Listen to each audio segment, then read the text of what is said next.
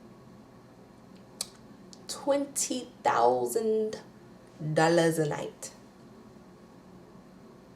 And it is everything and more. It is land upon land upon land upon house upon land. Beautiful, magnificent. Bronwyn, fuck Heather. I will gladly be your friend. Kick Lisa off that trip. Make a space for me. Because what the heck? This is a beautiful house. Let's have some fun. And I agree. I agree with Ty. I want to have some fun at this beautiful place. I don't want to be yelling at each other. They couldn't even sit down for 2 seconds without the tension in the air. We'll get to it at the end. But we get to the house and Bronwyn immediately realizes that Lisa is avoiding her. Lisa and Meredith are like all the way over here and everybody else is all the way over here. And it's incredibly awkward. Everybody can see it. So Whitney admits to Bronwyn that the reason why it's so awkward is because Lisa wants an apology for Justin. But Justin wants an apology from Lisa. And Bronwyn admits that if Lisa were to give Justin an apology, then Lisa would have to admit that she was in fact wrong, which I don't think we've ever seen her do. I don't think she can do. Then we all get in the pool and shit goes south. They all went and go search for a room. Seth realized when they got to the house he needed to find a goddamn bathtub, but there are no bathtubs in this house, y'all. So Seth's running around looking for a bathtub, and he says it's the low-hanging fruit, right? But yeah, it is the low-hanging fruit because you got to do whatever you can so you can run away. He's sitting on a secret that he gotta go. And we find out a little later that he says, I gotta make a trip. I gotta make a trip. So all the ladies go find their rooms, go get dressed and settled and ready to go get into the hot tub while the men are in the pool. The girls are in the hot tub and Lisa and Meredith are sitting up on the thing. So Angie goes and decides to go get some Vita tequila to liven up the party and bring the parties together, right? Because Vita tequila, yeah, well, it's pandering to Lisa while getting everybody some alcohol and getting liquored up. So during this scene, after the shot, I believe, Bronwyn gets up and goes to find her phone. Well, we hear her say, where's my phone? And she goes off and we find out she's going to the bathroom. And so the ladies take this time to discuss Heather. And Lisa brings up Heather and how she wishes Heather were here. And Angie's like, yeah, I texted her and, in my room, not out here around everybody else. And then Whitney said, she invited her. Whitney said, Bronwyn invited her over to work things out and it didn't go well. And Lisa goes, that's not the story I heard. And Lisa decides to call Heather up, And she's like, because, Heather's not here. And she's like, let's call Heather.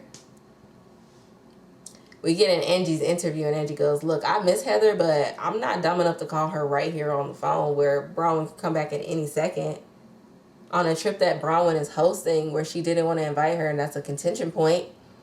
It's a double standard, Angie points out. Because if you were to call somebody that Lisa was feuding with, Lisa would go off on you. Bronwyn returns and hears them talking to Heather. And she comes over and goes, so you guys decided to call Heather now? Why are we calling her now? And Whitney goes, I guess because you weren't here in the moment, so we called Heather. And Bronwyn is clearly upset. And I think Todd can see his wife being upset from a mile away, and that's not helping his frustrations over the weekend where he already said he ain't want no shit. And now his wife is upset on her weekend where she's supposed to be happy. And I feel like Todd is kind of robotic in his mindset where he's a man and his primary function is to work, provide, make sure his wife is happy. Those are his primary functions, right? And so if one of those functions are going wrong, Todd is overloaded, angry, and got to fix it right away. And apparently he uses a machete and not a Hello Kitty doll. So Bronwyn speaks up and says, it feels a little weird that when I went to the bathroom you guys called Heather. I invited Heather with an intention to fix it with her so she could come on this trip. And it just feels a little shady for you guys. So I'll be calling her while I'm away and saying, oh, we miss you. I hope you wish you were on this trip. And Bronwyn is offended that everybody's taking Heather's side, Lisa, because she's saying, if you're taking Heather's side, then that means you guys didn't even stick up for me at all in the conversation to say, well, I don't know the Bronwyn to be this evil, malicious person that Heather's trying to make her out to be. And Bronwyn brings up the fact that, listen, when Heather talks about me poorly. Every single time she shit talks me to you guys and you don't stand up for me or say that's not the Bronwyn that I know or anything in that regard. But when it's me and people talk about you to me, Bronwyn, when people talk shit about like Lisa to Bronwyn will stand up for her. Like recently she went on that hike with Whitney and they were talking poorly about her and she was just like, listen, that's not the Lisa she knows. She knows Lisa to be a loyal woman. I guess not. The fight is now escalating and the men are over in the pool joking around. You heard them earlier say, Seth is such a tryhard. Seth is like, we're let's cheers to being the luckiest guys with the most beautiful women. And then Ty goes, I think they're the lucky ones for real, because we're the studs. Okay. Anyways, the men start hearing the women get louder and louder. And they take note that that's women's business. And Todd is new to this, but this is fucking house. I'm not going to even hold you. Oh, no bars. This is Trip. Todd paid for it. This is Todd's trip. They may have stipend him, but this is Todd's trip. You can see Todd visibly getting frustrated the more he can hear the escalating getting louder and louder and that his wife is in the middle of it. And so he just yells over there, why don't we call Heather? And Angie retorts back, that's why we're fighting, thanks. Which was true. He didn't help. That was not helpful. And so Bronwyn says, it's okay for you to listen to Heather's feelings and want to be Heather's friend, but you're holding me to a higher standard than you're holding Heather. And she storms off. And of course, Lisa doesn't think she did anything wrong and believes that everybody's going to be owing her an apology at the end of all of this. She didn't even feel a slightly bit bad. After Bronwyn runs off, Whitney follows behind her into the room to follow up with her and make sure that she's okay. And Bronwyn says, no, I'm not really okay. Like, Lisa, it's a little bit more than just us going back and forth and the Heather thing. And yeah, it's wrong for them to call it, but to call Heather. And Whitney doesn't know who's wrong with the Heather situation because, she feels like she understands one side and she understands the other. Whitney will never pick a side. She's just always a fence. Anyways, after getting into it more about the Heather thing, Bronwyn tells her it's a little bit even more deeper than just the Heather thing. She gets into it and says, here's the problem. Not only is Lisa blindly loyal to Heather, but Lisa is a big part of some of the family stuff going on in my life right now. And she knows things are hard for me, and she hasn't even checked in on me once. And in that argument at the pool, Lisa brought up that Bronwyn didn't check on her after the mafia party when Whitney and Justin got into it. You didn't check in on me and John, and Bronwyn did. Production with the receipts showed us that Bronwyn came over and checked on you and your husband before she left. So how dare you? Bronwyn has been a true friend to you and you're trying to make her out to not be that, so it proves your point. But you're wrong, Lisa. You're wrong, and you're literally losing a good friend so that you could be right. As Bronwyn is explaining this to Whitney, Todd comes in and she steps out and says, I'll give you to the room to talk. Todd ain't with the shit. Todd said, this is not what I came here to do. You gave me a piece of paper and you told me I'm gonna have an anniversary trip. I'm gonna have fun. There may be a little bit of drama, but I'm going to have a majority of fun.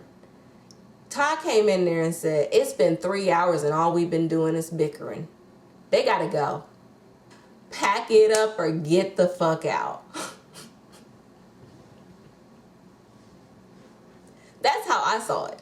That's how I saw it. I don't know how y'all saw it. That's how I saw it. I've seen a lot of people say, this is Housewives. They're going to fight. Oh, they're going to fight. Yes, they're going to fight. But a lot of the time, when we get on a vacation, the very first whole half of the episode that I remember like having a lot of fun in the early seasons, and then the last 15 minutes is the drama that carries on into the next episode, into 30 minutes, and then we have more fun. Todd wants to have fun, and I don't know what kind of fun he has in his old man, like sitting back and making sure his wife is having fun, but his wife is not having fun on her anniversary trip. He's over it. And I honestly appreciate him stepping in for his wife, even if it is a little bit controlling. Maybe I'm toxic and I like controlling men. I don't know. Buy me a $4 million necklace and we can talk about it. I didn't even talk about the fact that the jeweler came on this trip to show them the necklaces, and there was a $4 million necklace. And what was it? 2 earrings. I forget how much they were. It was so much money, y'all. Wealth. And Todd comes in and checks on his wife and says, listen, I'm about to go tell John they gotta go. I'm fed up. It's been 3 hours of nonstop bickering and I can't take it. And she says, well, maybe I should tell them. He's like, no, I'm gonna do it. I'm gonna get them some money. I'm gonna get them a car, get them a plane ticket, and they get the fuck out of here and we can have some fun. And I know that would hit Lisa's ego so hard. Bronwyn admits in her interview that Todd can be an asshole sometimes, and so he's her knight in shining asshole, but sometimes she does wish he was a little softer. But he claims that I'm not sitting through this bullshit all weekend. I got things to do. And so he goes to John and he tells him, he like, listen, y'all, get it together or pack it up. You have to tell your wife to stop arguing with my wife on this trip that I planned for her. And John is stunned that Todd would come to him and let him know this, but man to man, I gotta do what I gotta do. And I agree. I think Todd has a perception of what this trip was supposed to be, and the trip is not doing what it was supposed to be, and he's fed up with it, along with the fact that he just is not a fan of the way Lisa Barlow has brought up the grandparents into the show's aspect. And we get into it in the next episode when they're at that table, but he's not okay with them bringing up Gwen's grandparents because they were never in Gwen's life, and he doesn't see it for deadbeat grandparents. And honestly, that's the energy you should always have for deadbeat grandparents.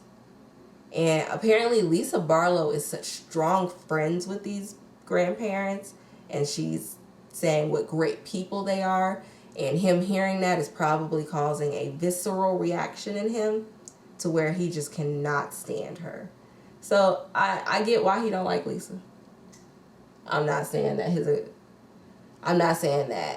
his meanness is okay to her, but I'm saying that I'm enjoying watching it. I am enjoying seeing the dynamics on my screen. And did you miss Heather? No. I missed Mary, but I did not miss Heather.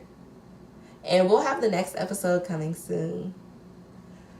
Thank you guys for watching, tuning back in, and coming back to my channel. It's your favorite Curly Space Cadet. Please remember to like, comment, and subscribe right there, right below this video. Those buttons are right there for you. It's your favorite Curly Space Cadet, and we out.